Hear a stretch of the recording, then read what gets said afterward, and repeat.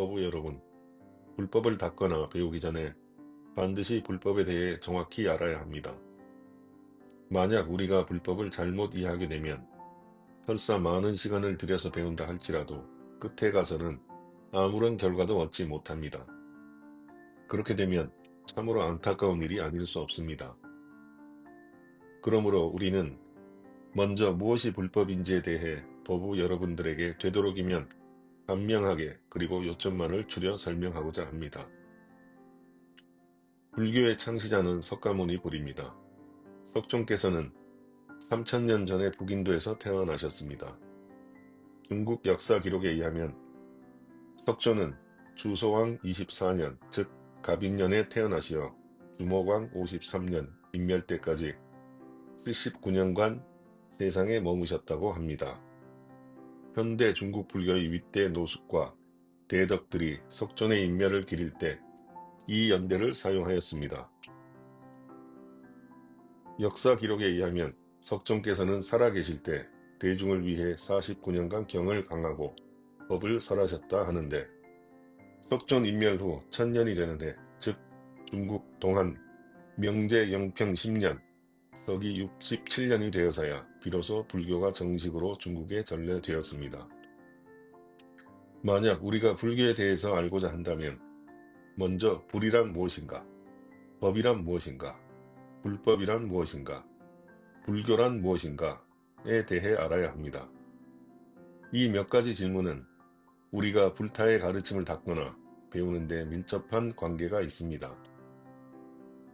불자는 인도 범어를 음역한 것으로 지혜 깨달음을 의미합니다. 경이 한역될 당시 어째서 지각으로 번역하지 않고 불타라는 음역을 차용하였을까요? 왜냐하면 불타가 내포하는 뜻이 무한무변하여 중국의 어휘인 지 또는 각으로는 그 의미를 완전히 포괄할 수 없었기 때문입니다. 그래서 불타라는 음으로 번역한 것을 빌리고 그 위에 다시 주해를 덧붙였습니다. 불 한 글자에는 체도 있고 용도 있는데 본체로 말하면 지혜요, 작용으로 말하면 깨달음이 됩니다. 체로 말하는 지혜에는 세 가지가 있습니다. 첫째, 일체지. 현대 철학의 용어로 풀이하면 우주 본체를 정확히 이해하는 것입니다.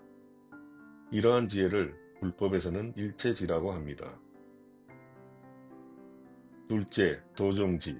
종이란 갖가지 대단히 많은 현상들을 지칭합니다. 우주의 현상은 그 종류가 무량무변합니다. 이같이 허다한 현상이 어떻게 생겨나고 또 어디서 왔으며 현상되는 과정은 어떠하고 그 결과는 어떠한가, 이처럼 우주 만상을 정확히 밝힐 수 있는 지혜를 도종지라 합니다. 셋째, 일체종지.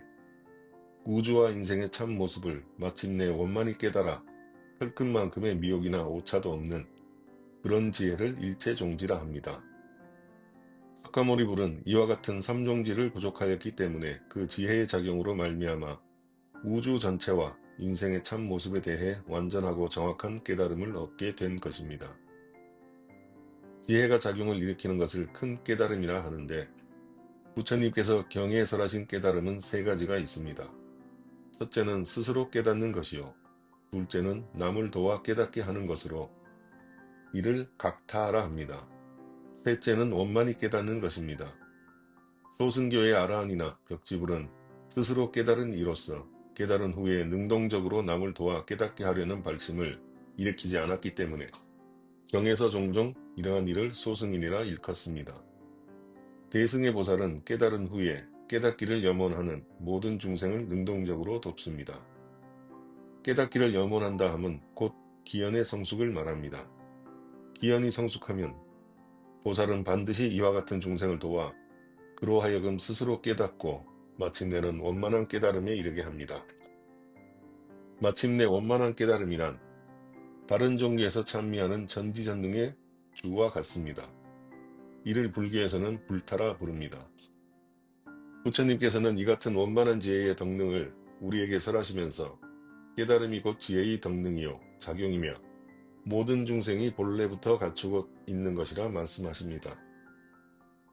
원각경에서는 보다 더 분명하게 모든 중생은 본래부터 부처이다 라고 밝히고 있습니다. 이것은 곧 화엄경에서 말하는 모든 중생은 모두 열애의 덕상이 있다 하는 것과 같습니다. 다시 말하면 중생과 부처는 평등하여 차별이 없다는 것입니다. 그러나 지금의 우리는 이와 같은 지혜와 덕능을 모두 상실하였습니다. 왜 상실하게 되었는가? 부처님께서는 한마디로 우리 병의 뿌리를 바로 설파하셨습니다. 오직 망상과 집착으로 인하여 증득하지 못한다. 이것이 우리 병의 뿌리입니다. 우리가 부처의 경계에서 지금 이 지경으로 떨어진 것은 망상과 집착의 해를 입었기 때문이고, 아직까지도 여전히 부단한 생사윤회를 계속하는 것도 망상과 집착이 있기 때문이며, 생활이 이처럼 고통스럽게 여겨지는 것도 망상과 집착이 있기 때문입니다. 망상과 집착은 확실히 모든 미혹의 뿌리이며 재난의 병근입니다. 망상과 집착을 한 부분이라도 떼어버리면 떼어낸 그 한 부분만큼 우리는 자제하고, 떼어낸 그 한 부분만큼 우리는 지혜와 깨달음을 얻습니다. 만약 망상과 집착을 깨끗이 끊어버리면 우리는 다시 우리의 불성을 회복할 수 있으며 본래 부처로 돌아갈 수 있습니다. 이러한 사실의 진상을 부처님께서는 무량수경에서 명명백백히 설하고 계십니다. 대지대각할 대상은 바로 다함없는 시공 속에 내포되어 있는 일체의 만사 만물입니다. 만이란 단순히 숫자를 의미하는 것이 아닙니다. 지극히 많은 것을 형용하는 것으로 한량 없는 것에 한량 없음입니다. 경에서 자주 이르시길 사람 몸의 한 털끝과 미진의 한 티끌을 두고 작음을 말합니다. 정보 가운데 작은 것은 털끝이고 의보 가운데 작은 것은 티끌이라 하지만 큰 것은 허공법계까지 이릅니다. 이 모든 사물이 바로 우리가 깨달아야 하는 대상인데, 부처님께서는 이 같은 만사만물을 법이라는 하나의 대명사로 표현하십니다. 그러므로 불법이 이 두 글자를 연결하면 바로 다함없는 지혜요, 깨달음이나 우주와 인생 일체의 만사만법을 알게 되는 것이 됩니다. 중국인들은 종종 불법 무변이라는 말을 하는데 확실히 한량없고 끝이 없습니다. 깨달아야 하는 대상도 끝이 없고 깨닫는 지혜도 다함이 없습니다. 이 한량없고 다함없는 깨달음, 여러분, 이는 본래부터 스스로 할 수 있는 것임을 기억하십시오. 그러나 이 중 우리가 쉽게 체득할 수 없는 것이 하나 있습니다. 그것은 바로 부처님께서 우리들에게 늘 하신 말씀인 우리의 본능적 깨달음과 깨달음의 대상은 하나이지 둘이 아니다 라는 것입니다. 이 대목은 우리가 쉽게 이해하지 못합니다. 사실상 냉철히 사유하고 관찰해보면 이 말은 믿을 수 있고 믿어야 합니다. 만약에 능지와 소지가 대립적인 것이라면 깨달음은 원만한 것이라 말할 수 없습니다. 다시 말해 그것은 유한한 것이어서 구경원만하다고 할 수 없기 때문입니다. 그러나 부처님께서는 우리들에게 능지, 능각과 소지, 소각은 하나이지 둘이 아니라고 설하셨습니다. 이것이 바로 불법에서 항상 말하는 일진법계요, 화엄에서 말하는 가장 진실되고 가장 원만한 세상의 경지인 것입니다. 정토종에서 말하는 서방극락세계도 이 일진법계에 속합니다. 이상으로 우리는 불법이라는 명사가 내포하는 의미를 살펴보았습니다. 그래서 무엇이 불법인지에 대해 대략적이나마 알 수 있었습니다. 중화민국 건국 초기에 활동한 우양경무 선생은 당대의 저명한 불교 학자입니다.